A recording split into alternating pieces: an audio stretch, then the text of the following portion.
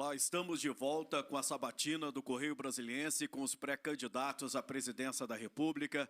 Agora vamos entrevistar Ciro Gomes. Ciro Ferreira Gomes, 64 anos, nasceu em Pindamonhangaba, interior de São Paulo, mas se radicou em Sobral, no Ceará, onde fez carreira política.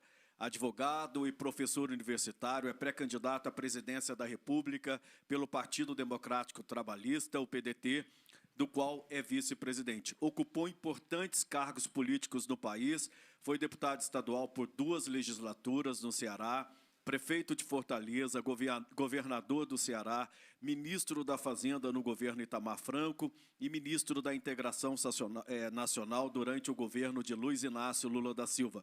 Seu último mandato político foi de deputado federal entre 2007 e 2011, foi candidato à presidência da República na eleição de 2018, ficando em terceiro lugar com 13 milhões de votos.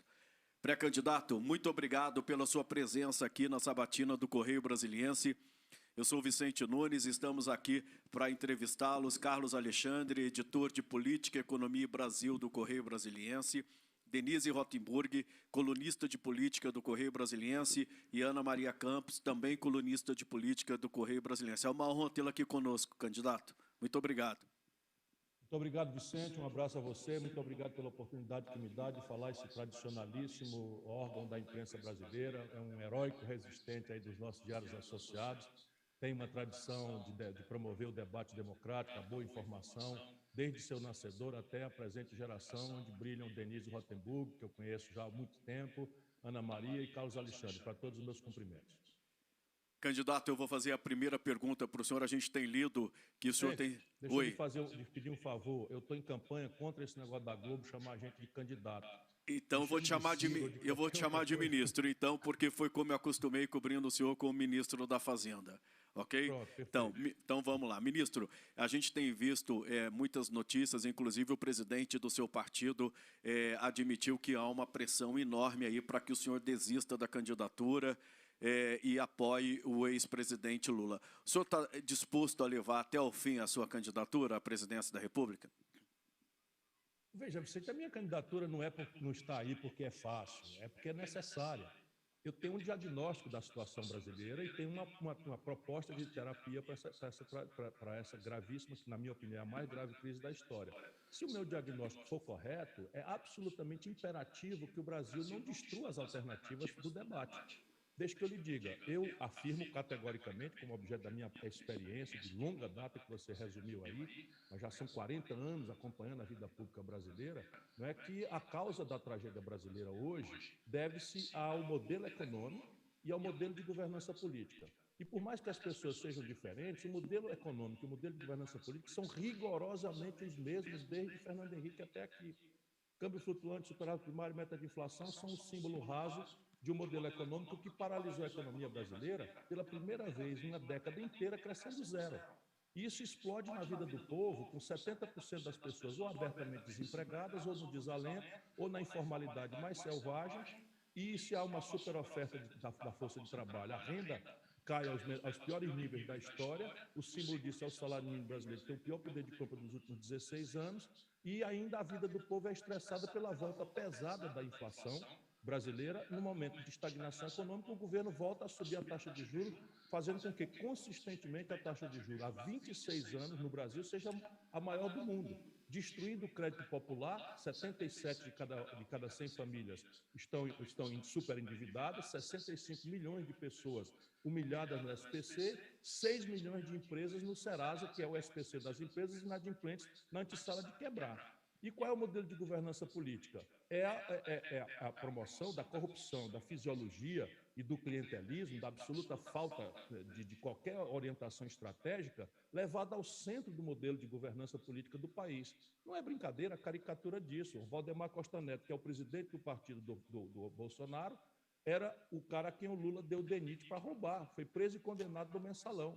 Não é? O Roberto Jefferson, que foi preso aí pelo Supremo, não é, por conta de exagerar na defesa do Bolsonaro, é o cara a quem o Lula deu os Correios para roubar e detonou o escândalo do mensalão.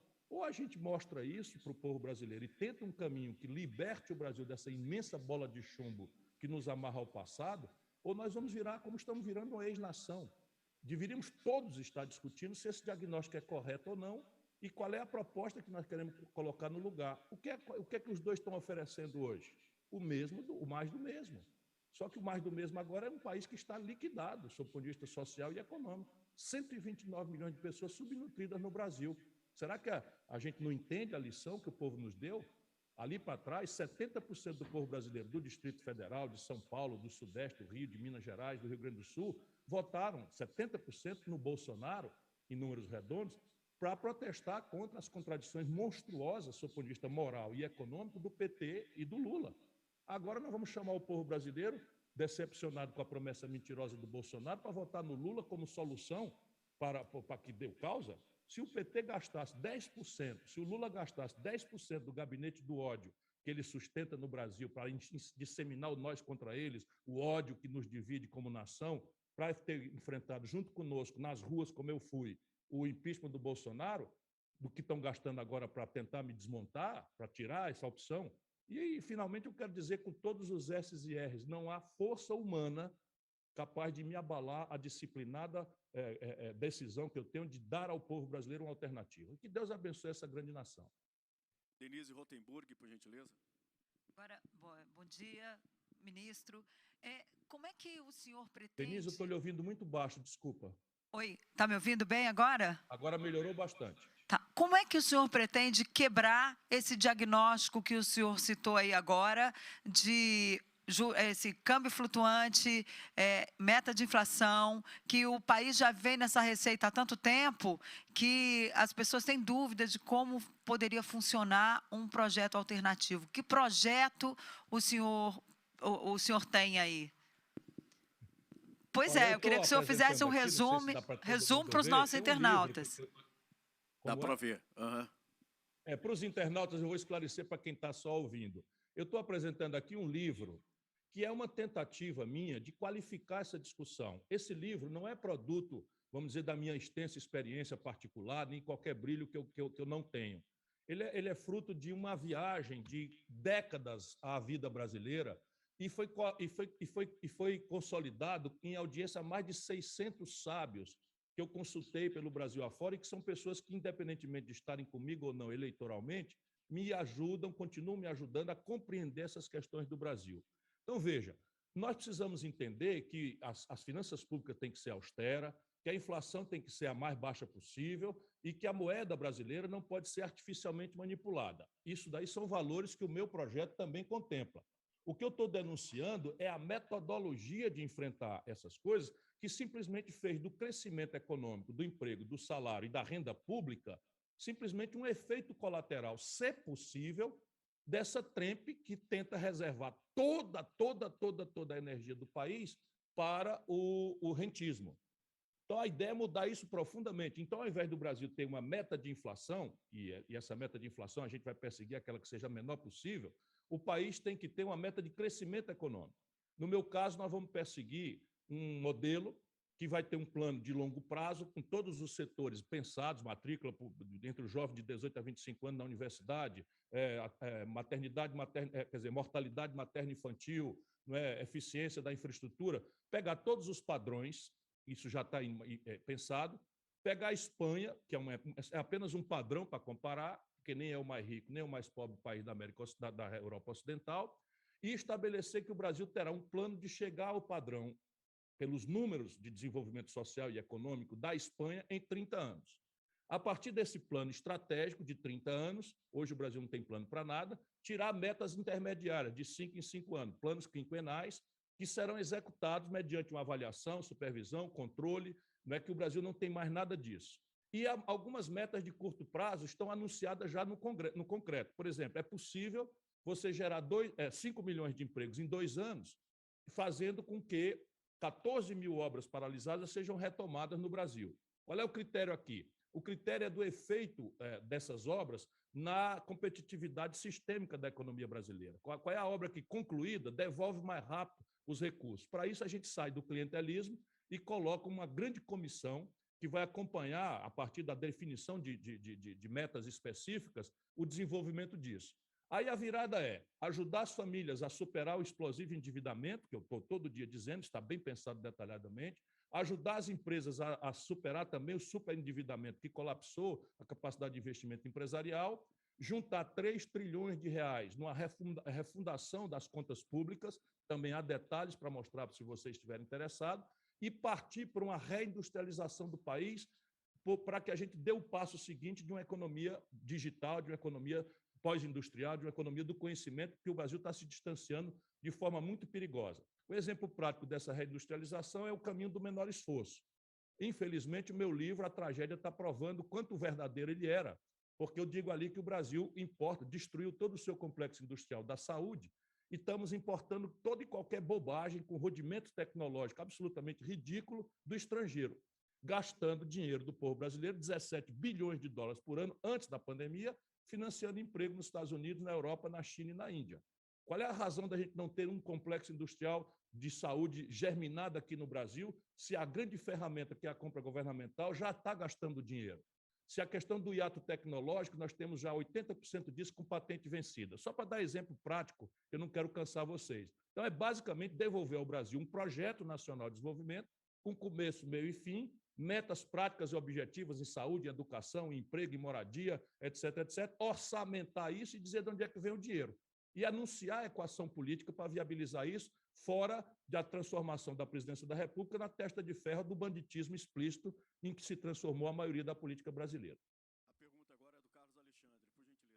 Ministro, mais uma vez, reiterando aqui o nosso agradecimento pela sua participação. Vocês estão me ouvindo? Sim, sim. O senhor está me ouvindo? Eu estou lhe ouvindo agora. Tá. Eu queria, mais uma vez, reiterar o agradecimento do Correio Brasiliense pela sua participação aqui na nossa sabatina.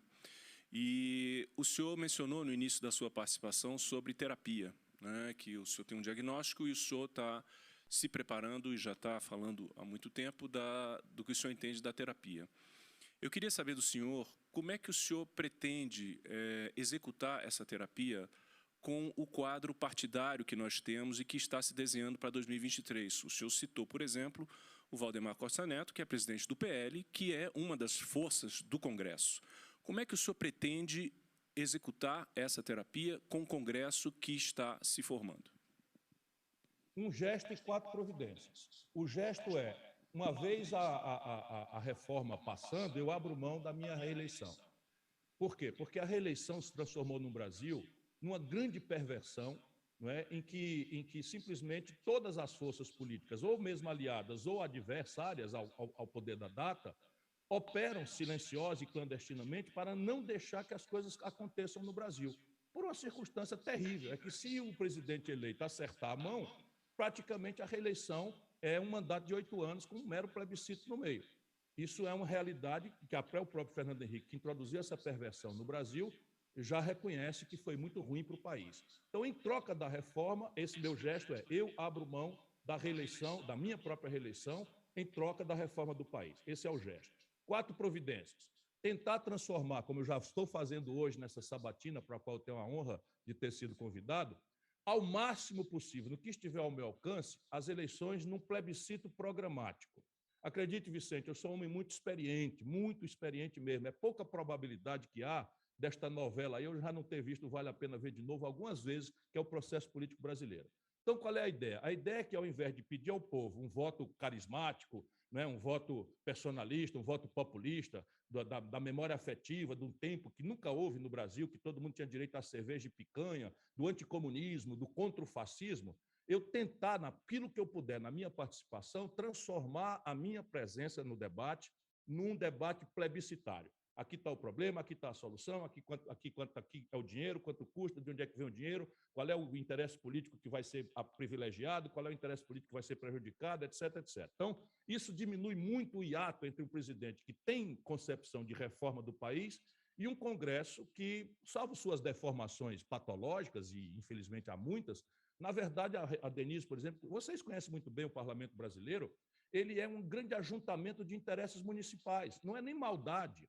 É que cá embaixo, o bom deputado não é julgado pela qualidade que ele tem no debate nacional, ou ao juízo que ele faz das grandes reformas estruturais que o país precisa ou deixa de ter, não. Cada um dos deputados é obrigado, por sobrevivência, a se transformar numa espécie de deputado municipal para levar coisas, enfim, tratores agora, tratores, caminhão de lixo superfaturado, ou escola, saúde, educação. Eu mesmo fui o deputado federal mais votado do Brasil. Então, veja, primeira providência, transformar as eleições num embate plebiscitário de natureza programática.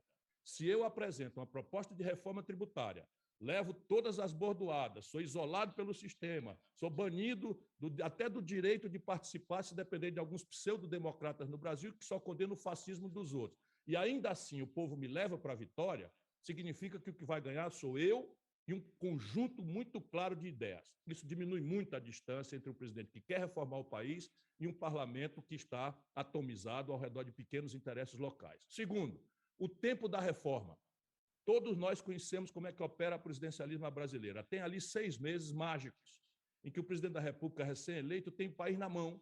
O Congresso é absolutamente generoso em aceitar, em agasalhar praticamente tudo que o presidente queira fazer. Relembremos, Fernando Henrique com o Real tinha o país na mão para fazer o que bem quisesse, entendesse, não propôs nada naquele ano mágico do primeiro ano do mandato.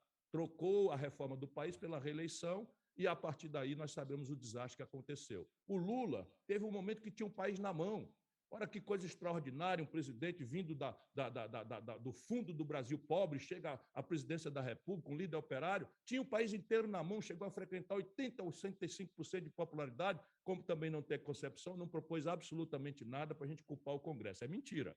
Nem o Fernando Henrique, nem o Lula, nem a Dilma, ninguém propôs nenhuma reforma estrutural para o país. Então, veja, propor nos 6 primeiros meses, aproveitando aquele momento plebiscitário que o presidencialismo ciclicamente oferece ao nosso poder presidencial. Terceiro, negociar. Negociar é um elemento central da democracia. Eu sou um democrata, não sou candidato a ditador, nem candidato a imperador do Brasil. E negociar, abro logo parênteses, com quem quer que o povo eleja. Eu não tenho nenhuma dificuldade de dialogar com pessoas diferentes de mim, mesmo esses que eu cito exemplarmente, como elemento, não estou atacando particularmente ninguém, eu estou mostrando que a governança política do Bolsonaro, do Lula e do Fernando Henrique é rigorosamente a mesma, sendo pessoas diferentes, embora as práticas sejam cada vez mais iguais, inclusive gabinete do ódio, comportamento fascista, roubalheira, sabe, corrupção, tudo isso, infelizmente, é um traço comum do Bolsonaro e do Lula. Se o Lula está no campo da democracia, e evidentemente está, e o Bolsonaro está no campo da não-democracia, isso faz uma diferença importante. Mas o resto é tudo igual. E eu quero mudar o país para o futuro. Então, veja, negociar sim, só que agora, ao invés de eu negociar nos gabinetes escondidos de Brasília, eu vou convocar um generoso novo pacto nacional, redesenhando a federação falida. 23 dos 27 estados brasileiros estão quebrados na linha da irresponsabilidade fiscal, enfim, com a tendência de investimento zero. Minas Gerais está com a liminar sem pagar a dívida federal, São Paulo ficou pendurado numa liminar sem pagar a dívida com o governo federal, Rio Grande do Sul com a liminar sem pagar a dívida federal, e Rio de Janeiro também absolutamente quebrado, só para dar exemplo de 4 estados centrais da Federação Brasileira. Então, eu vou dizer, olha, eu vou redesenhar o Pacto Federativo, esses 15%, 12% de receita corrente líquida que cada um dos estados está mandando, e municípios, está mandando para Brasília, eu vou deixar na mão dos governadores contra, né, um acordo de mobilizar uma mediação nacional pela reforma do país, naqueles 6 primeiros meses, reforma essa que eu terei pactuado antes nas eleições. E, por fim, e somente naqueles assuntos onde persistiu o impasse, 4ª e última providência, tirar da letra morta da Constituição a ideia de chamar o povo para votar diretamente aquelas reformas institucionais cujo impasse persista. Eu imagino, por exemplo, que a reforma tributária no Brasil só passa por um plebiscito popular. E esse plebiscito popular não é contra o Congresso, é para proteger o Congresso dos lobbies e grupos de pressão de uma federação absolutamente caótica, sem o que nós não vamos restaurar a racionalidade econômica do país. Essa é a minha solução. Então, um gesto, abrir mão da reeleição, para que eu possa acertar a mão reformando o país e não ser beneficiado pessoalmente por isso, propor um plebiscito programático agora nas eleições, propor nos 6 primeiros meses, fazer uma negociação com os partidos e deputados, com a mediação dos governadores e prefeitos, em troca do redesenho das finanças estaduais e municipais colapsadas e, persistindo o impasse, mandar plebiscito popular. Agora, Ana Maria Campos, ministro, por gentileza. Bom dia, ministro. Eu também queria Bom dia, Ana Maria. agradecer a sua participação. É muito bacana ver essa disponibilidade de apresentar suas propostas e discutir isso abertamente. Eu queria fazer uma pergunta relacionada ao Ciro Gomes. O senhor é conhecido por ser um político que reage, às vezes, com contundência a provocações, bem firme e, às vezes, até agressivo. Como é que a sua personalidade pode te ajudar e te atrapalhar sendo presidente em momentos de crise no Brasil? O sistemão no Brasil, Ana Maria, gosta muito de qualificar quem não tem qualidade para empacotar falsos líderes no país. Vamos examinar aqui. O Collor foi vendido pelo sistemão como um moralizador do Brasil, caçador de marajás. Agora o Bolsonaro foi vendido como um moralizador que ia salvar o país da corrupção generalizada, verdadeira do PT e da crise econômica do PT. Então o sistemão, ele faz isso, ele empacota ao gosto do freguês as figuras, independentemente de elas serem quem são ou não são. E no meu caso, eu sou uma pessoa que o sistema odeia, mas não é porque eu sou isso ou aquilo, é porque simplesmente, e eu não sou nada contra particularmente ninguém, é que no Brasil, por exemplo, o modelo tributário que eu advogo, em linha com as melhores práticas internacionais, olha eu aqui tentando transformar minha participação num plebiscito programático, em linha com as melhores práticas internacionais e em linha com a melhor literatura, o sistema tributário brasileiro é o mais injusto e trágico do mundo. Uma cidadã, dona de casa, diarista, no Distrito Federal, na Ceilândia, paga 40% de impostos indiretos no seu consumo básico, de telefonia, de energia elétrica e na comida e no transporte. E os super ricos no Brasil não pagam nada. Só o Brasil e a pequena Estônia não cobram imposto sobre lucros e dividendos empresariais. Só no Brasil a progressividade do imposto de renda faz um brasileiro com R$ 2.050 de salário começar a pagar imposto de renda e um artista, um futebolista, um futebolista é o novo, um atleta de nomeada, um grande apresentador de jornais televisivos, etc., ganha R$ 1 milhão e paga 27,5% ou 15% na pessoa jurídica. Eu estou falando sobre tudo isso, claramente.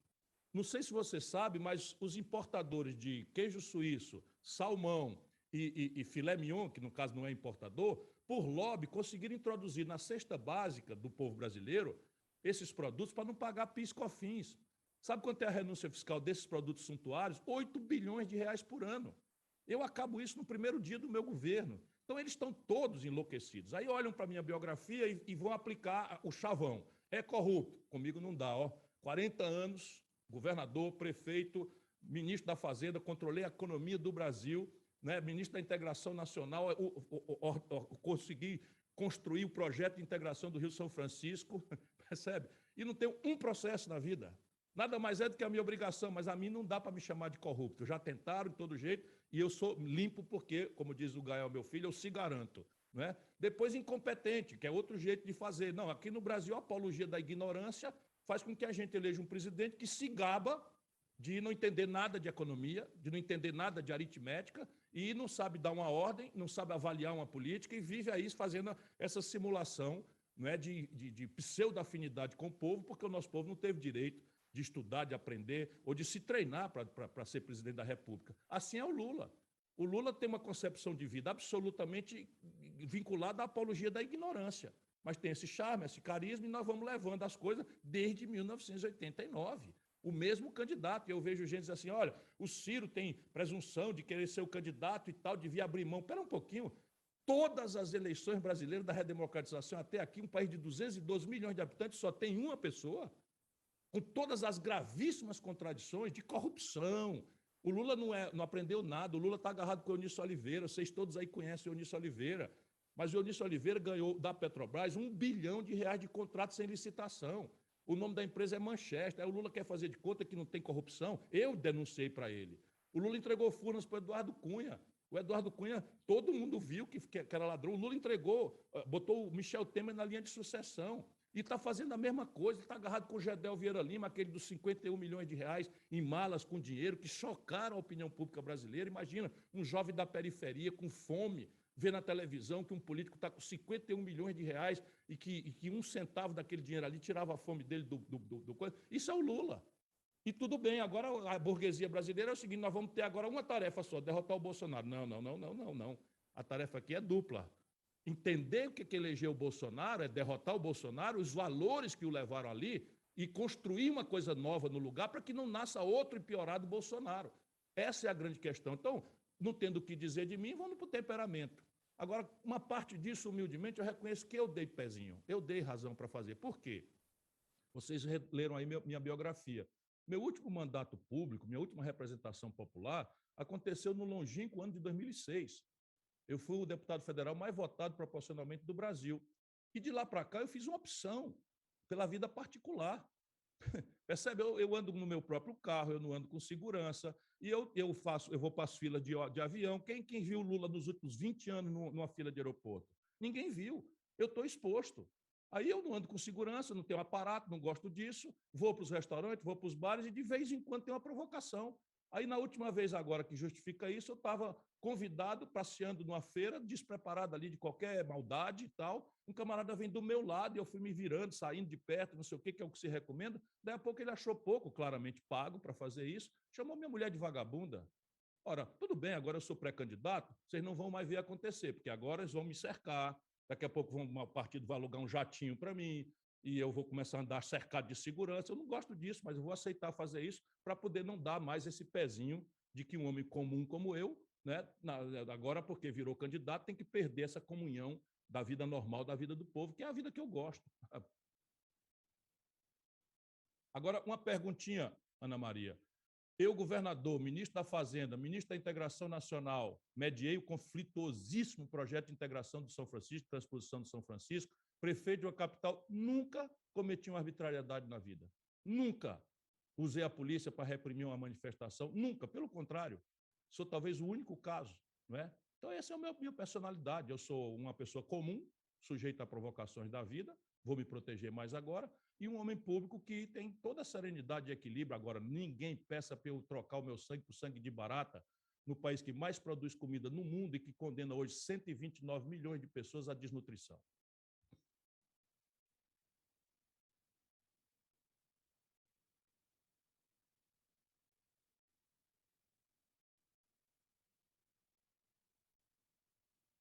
Vocês estão me ouvindo? O senhor me ouviu? O senhor está ouvindo? Não. Oi. Posso repetir a pergunta? Está me ouvindo? Por favor, não ouvi absolutamente nada. A pergunta a continuidade da nossa conversa foi a seguinte: eu disse que, por isso que a minha pergunta foi se a sua personalidade, o seu perfil como podem te prejudicar, mas também como podem te ajudar. Podem te ajudar também, não é? Eu acho que sim, porque as pessoas percebem que eu não embruteci. Eu permaneci uma pessoa, sabe, que não transformei a política em meio de vida, não guardo conveniência. Você acha que se eu tivesse me assumido o compromisso, né, com esse pacto de assalto ao cofre da economia popular brasileira, eu já teria sido presidente do Brasil. O problema é que eu não quero ser presidente do Brasil vendendo a minha alma, como todos os que me antecederam aí fizeram. Eu quero ser presidente para mudar o Brasil e, sabe, ir para um lugar na história em que emancipei o povo brasileiro. E para isso precisa coragem, determinação, não ter rabo preso na mão de ninguém. Aqui a palavra aos colegas. Eu queria, vou passar aqui, o pessoal, o público que está nos assistindo está enviando perguntas. E chegou uma pergunta aqui, se o senhor acha viável a proposta do ex-presidente Lula de furar o teto de gastos. Como é que o senhor vê essa questão? E também tem uma outra pergunta, que é a seguinte: a diferença de spreads entre os ganhos dos investidores e as taxas de juros dos empréstimos faz do sistema bancário brasileiro mais lucrativo. O tabelamento dos juros ou a utilização de plataformas via fintech não permitiria essa redução dos spreads e, por conseguinte, dos juros dos empréstimos? O que o senhor acha disso? Bom, primeiro, quem se levantou contra o teto de gasto não foi o Lula. O Lula ficou calado até recentemente, quando agora está precisando ver absurdo que foi ele botar o Michel Temer na linha de sucessão, porque o teto de gasto não caiu do céu, nem de Marte. O teto de gasto caiu da governança política que o Lula ela se rendeu e está agora com conchavos amarrado. O Lula não tem condição de mudar absolutamente nada. Anotem aí, eu quero muito salvar o Brasil, vou lutar no limite do meu entusiasmo, do meu amor, da minha paixão, porque eu acredito que essa é a minha missão e amo o povo brasileiro. Mas se por acaso o Lula ganhar, Eu pergunto a todo mundo que está me ouvindo, será que o Brasil amanhece capaz de se reconciliar, de encerrar esse clima de ódio, agressividade, não é, que ele produziu do nós contra eles, gerando aí o bolsonarismo boçal e selvagem que nós estamos assistindo no país? Será que o Lula, com esse monte de conchavo, comprometido com tudo que é atraso da vida brasileira, vai ter condição de mudar uma linha sequer? Se sim, por que ele não fez isso nas oportunidades que teve? O teto de gasto tem que ser revogado. Eu não estou dizendo isso agora. Se vocês tomarem as eleições de 2018, eu falava nisso todo dia nos debates. Por quê? Porque é a maior aberração, sob o ponto de vista da literatura e da experiência internacional. Não existe um único país do mundo que dê status constitucional a um teto de gastos que só vale, na prática, para o investimento que interessa ao povo, saúde, educação, segurança, etc. Por quê? Porque o maior gasto corrente do país, juro, rolagem e amortização de dívida, estão fora do teto. 52 de cada 100 reais do orçamento estão fora do teto. A parte do leão está protegida por esse teto apenas para transferir renda para o baronato financeiro a quem o Lula se vendeu o país. Desculpa, é uma trágica dor com que eu digo isso, mas o Bolsonaro é vendido a essa mesma gente, é o modelo econômico que eu estou tratando, e na segunda questão eu serei mais explícito ainda. Então, veja, quando você faz o teto de gasto e deixa juro fora, e o Bolsonaro começa a dar privilégio, por exemplo, os militares tiveram quase 30% de reajuste acima do conjunto dos servidores, por esse clientelismo, do corporativismo e irresponsabilidade do Bolsonaro. Resultado, a receita, a despesa corrente com outros custeios que não juro, subiu 9 pontos acima da inflação.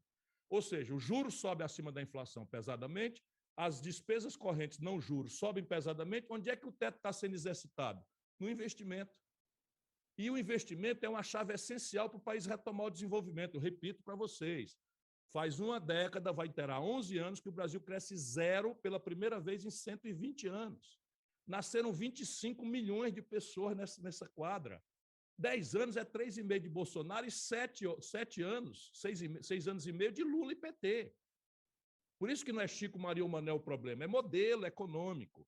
Então, a gente tem que revogar esse teto de gasto, mas não é para autorizar a gastança, como é o caso da Dilma, que quebrou as contas do Brasil. Não, não, não. Eu tenho todo um projeto complexo em que sai o teto de gastos, mas eu coloco 3 trilhões em 10 anos e só uma providência, zero déficit primário, no primeiro ano que o Congresso me der isso. Qual é? Corta 20% das renúncias fiscais, que hoje são 350 bilhões de reais por ano, em que, por exemplo, volto a dizer, salmão, queijo suíço e filé mignon não pagam PIS/COFINS. Esse mais 33 produtos suntuários dá 8 bilhões por ano. Eu sei onde a andorinha dorme. Eu fui ministro da Fazenda, sabe? Eu corto 20% disso com o olho fechado e uma mão amarrada nas costas. Só que eu vou acabar com a mamata da Localiza. Vamos lá, eu estou dando exemplo para o povo brasileiro saber o que eu estou tratando e como é que eu enfrento essa turma poderosa do sistema brasileiro. A Localiza, todo mundo conhece como uma grande locadora de veículos. Pois bem, eu escolhi a Localiza porque era do Salim Matar, que era o cara que fazia apologia da privatização, a esculhambação do Estado no governo Bolsonaro. Pois bem, a Localiza é uma empresa de locação de veículos cujo faturamento, 60% não é locação de veículos. É revenda de carros sem imposto. A Localiza, lá de Rondônia, ou lá do Rio Grande do Sul, ou aqui do Rio Grande do Norte, emplaca os carros dela no Brasil inteiro, em Belo Horizonte. Por quê? Porque não pagam R$1 bilhão de PVA. Enquanto o cidadão do Distrito Federal, por exemplo, aí de Tabatinga, né, o cidadão que anda numa motocicleta de madrugada, debaixo de chuva, com caixote de aplicativo nas costas, paga 4% de PVA na sua moto,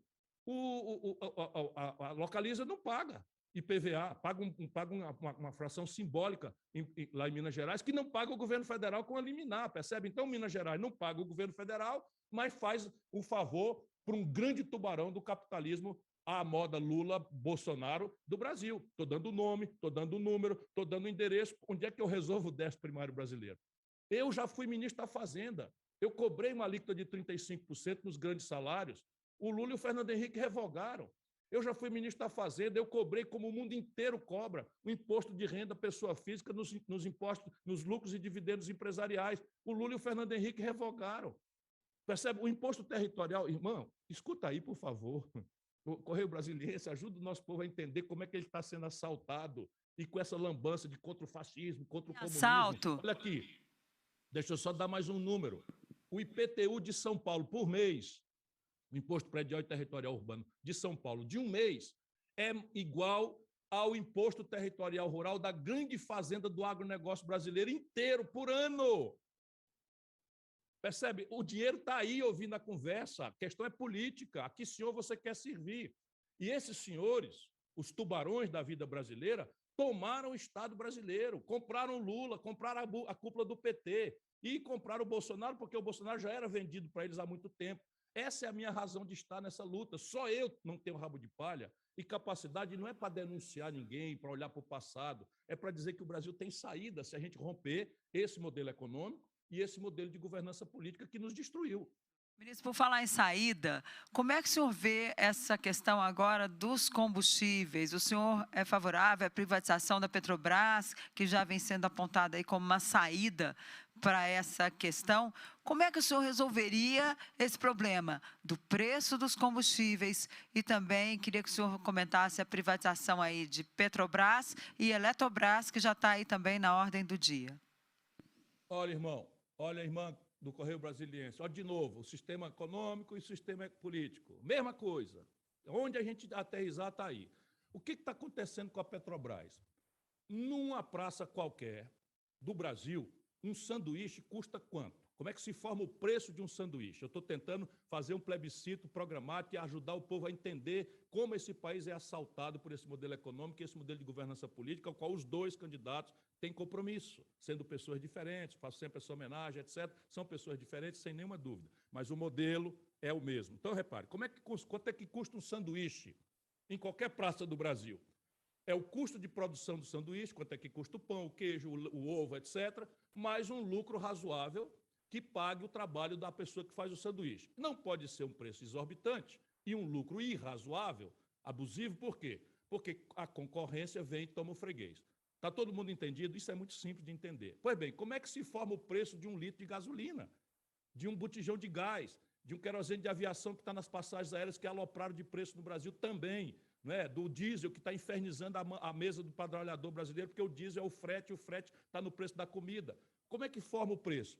De 1954, que a Petrobras foi criada, até 2016, quando o Michel Temer, que o Lula trouxe e botou na linha de sucessão brasileira, como está fazendo a mesma coisa agora com o Alckmin, por conchavo, para ganhar a eleição no tapetão, para não deixar nada disso que eu estou falando ser esclarecido para o povo, o que aconteceu? De 54 a 16, a Petrobras calculava quanto custa um barril de petróleo, quanto custa o salário dos trabalhadores, quanto custa o imobilizado das máquinas, etc., etc., etc., botava ali um lucro razoável, em linha com as melhores práticas internacionais, e cobrava do povo brasileiro. Pois bem, um belo dia, o Michel Temer assume o poder, vamos lembrar, foi o Lula que trouxe o Michel Temer, chamando de golpe o que ele fez, e agora agarrado com o Renan Calheiros, que presidiu o golpe, o Onísio Oliveira, que presidiu o golpe, o Gedel Vieira Lima, que presidiu o golpe. Assim, eu não aguento mais isso, mas não sou eu, o Brasil não aguenta mais isso. Tanta contradição. O Ciro está atacando o Lula. Não, meu irmão, me chama de mentiroso. Diz que não é verdade que o golpe foi praticado pelo Senado e o Senado foi presidido pelo Renan Calheiros e o Eunice Oliveira, líder do MDB, tangeram o impeachment da Dilma. Diz que é mentira que o Lula está agarrado com o Gedel Vieira Lima hoje. Então, é isso que eu estou falando, mas vamos voltar para o petróleo. Então, um belo dia, um politiqueiro que o Lula trouxe para a presidência da República, como está trazendo o outro agora, não digo tão politiqueiro quanto o Michel Temer, mas que é uma contradição insuperável, nesses assuntos práticos. O Michel Temer chamou o Conselho de Administração da Petrobras, onde o governo manda, e mandou trocar a política de preço da Petrobras por um negócio chamado PPI, Plano de Paridade de Preços de Importação. Ou seja, agora o sanduíche do Brasil não é mais calculado quanto custa produzir, mas sim, arbitrariamente, quanto eu venderia esse sanduíche se eu estivesse vendendo na praça de Amsterdã ou de Roterdã, lá na Holanda. E no mundo do petróleo, meus amigos, não existe competição. É um cartel internacional, 7 irmãs, ou a OPEP, de um lado, e pouquíssimos países que não sendo da OPEP são autossuficientes em petróleo, 80% deles estatais. E o Brasil é um desses poucos países autossuficientes. Então, veja, se eu chegar lá, acaba essa brincadeira.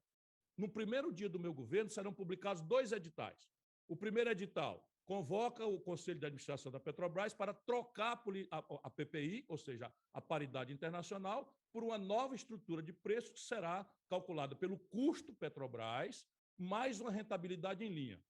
Custo lá fora, preço de barril lá fora, por conta da oscilação de guerra da Ucrânia, etc., 130, 140 dólares. Custo de produção da Petrobras, 10 dólares. Olha o tamanho do assalto, irmão brasileiro, que você está sofrendo todo dia. E isso vira o quê? Um lucro de 38%, quando o lucro em linha com as grandes petroleiras internacionais é de 6,5%, 7%. E isso vira, sabe o quê? No trimestre, janeiro, fevereiro, março, agora, a Petrobras distribuiu, sem pagar um centavo de imposto, para acionista minoritário, a quem o Lula entregou o controle desse capital não votante, ele e o Fernando Henrique. Olha de novo o sistema econômico. O Lula fez a maior privatização de capital não votante da história da Petrobras. Resultado, o acionista minoritário tomou a Petrobras de assalto a partir do suborno a esses líderes que o Brasil hoje, do Michel Temer para cá, tem.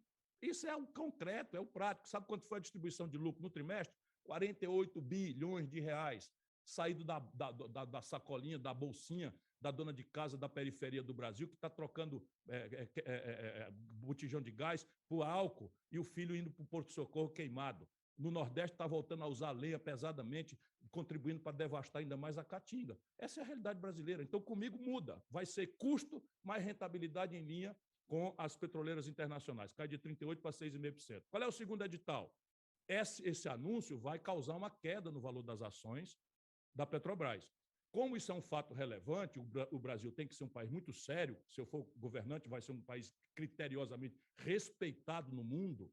Em vez de vir para cá subornar autoridades e políticos, o mundo vai respeitar o Brasil pelo nosso comportamento.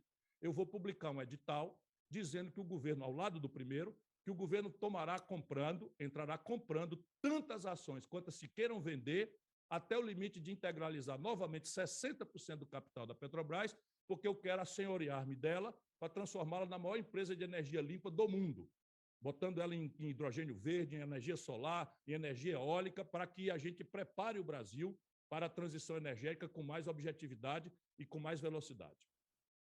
Privatização da Eletrobras é o maior crime que se pode cometer. É o maior crime. Por quê? Porque eu sou ideologicamente contra? Não.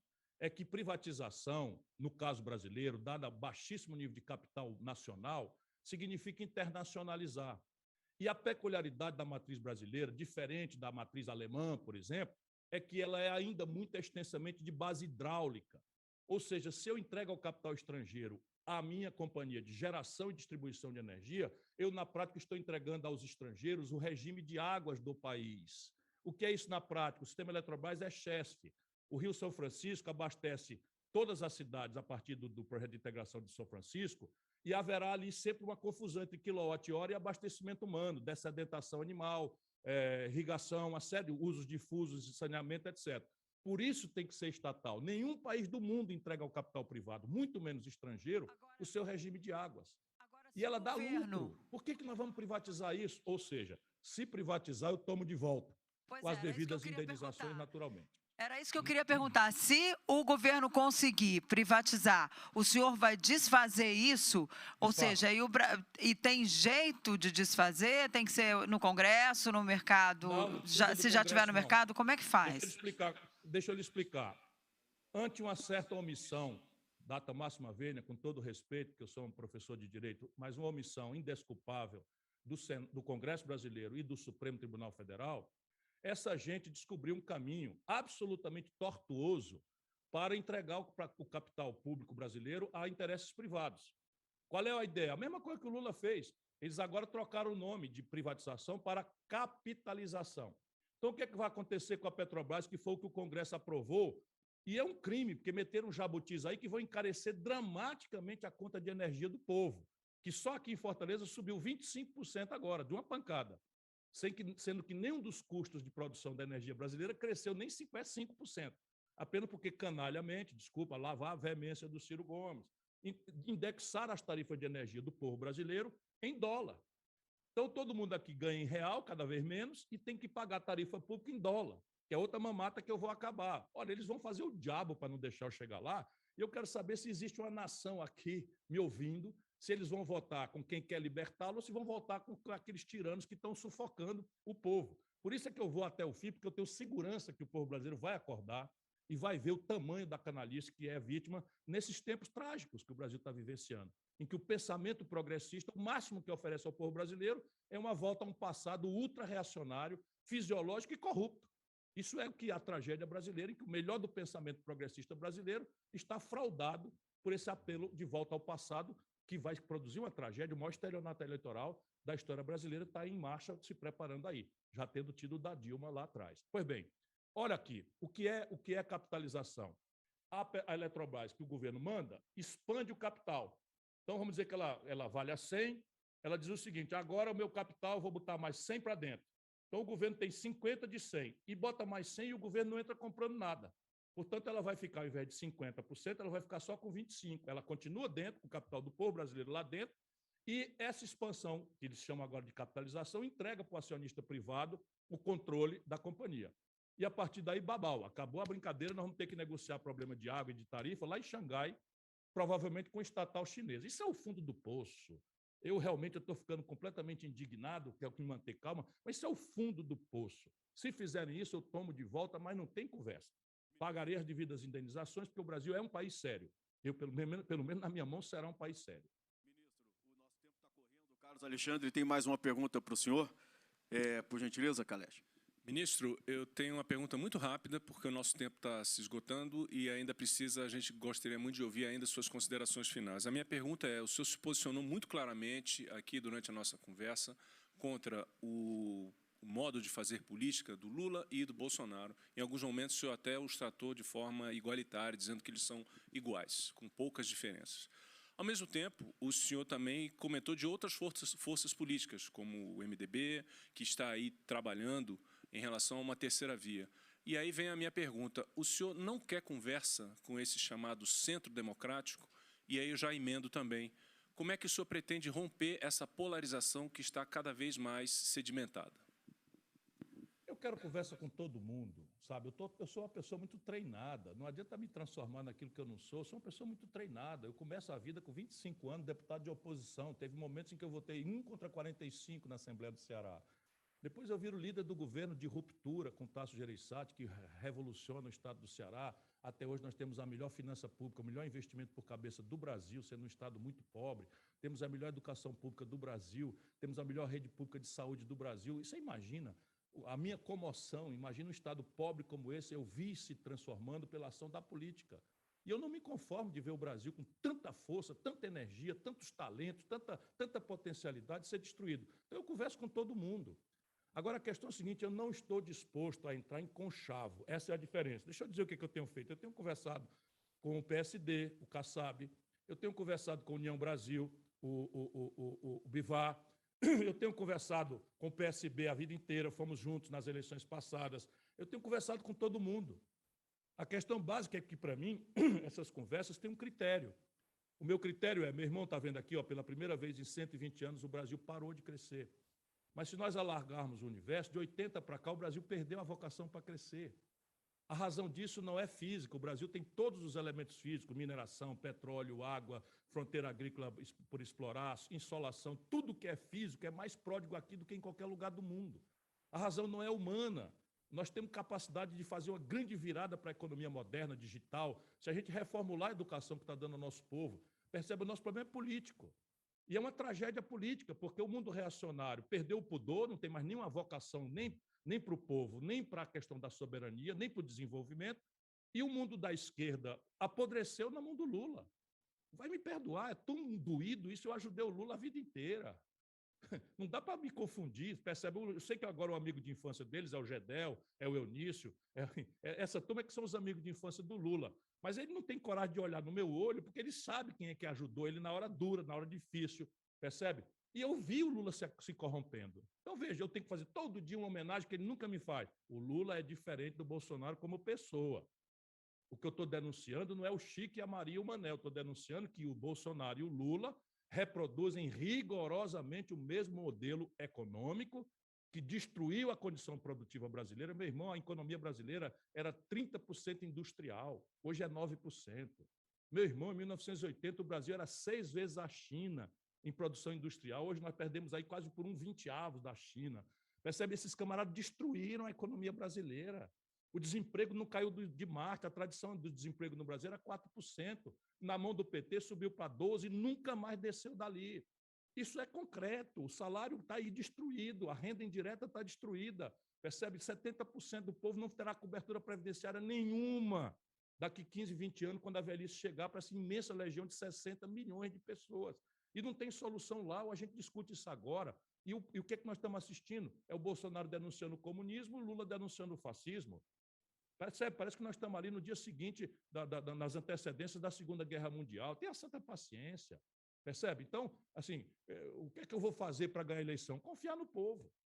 Confiar no povo, falar, tentar chatear os jornalistas falando números concretos. Aí depois, atacou a manchete do Correio Brasiliense. Ciro disse que Lula e Bolsonaro são iguais. Ok, digam o que quiserem. Mas se lá embaixo no texto, pelo menos alguém pescar, que eu estou falando que eles são iguais é no sistema econômico e no sistema de governança política. E estou dando os exemplos práticos. Ministro, onde é que estava o Valdemar Costa Neto? Para a gente seguir a regra... Para a gente seguir a regra de tempo para todo mundo, eu gostaria que o senhor fizesse as considerações finais, por gentileza, tem mais 2 minutos. Por que o senhor acha que merece ser presidente da República? Eu quero agradecer ao Correio Brasiliense, saudar mais uma vez a tradição democrática, pluralista desse grande órgão da imprensa brasileira. Quero cumprimentar ao Vicente, que fez essa mediação com tanto equilíbrio, a qualidade dos jornalistas, que não me surpreende, Denise, Ana Maria e Carlos Alexandre. E eu não vou gastar os 2 minutos, não.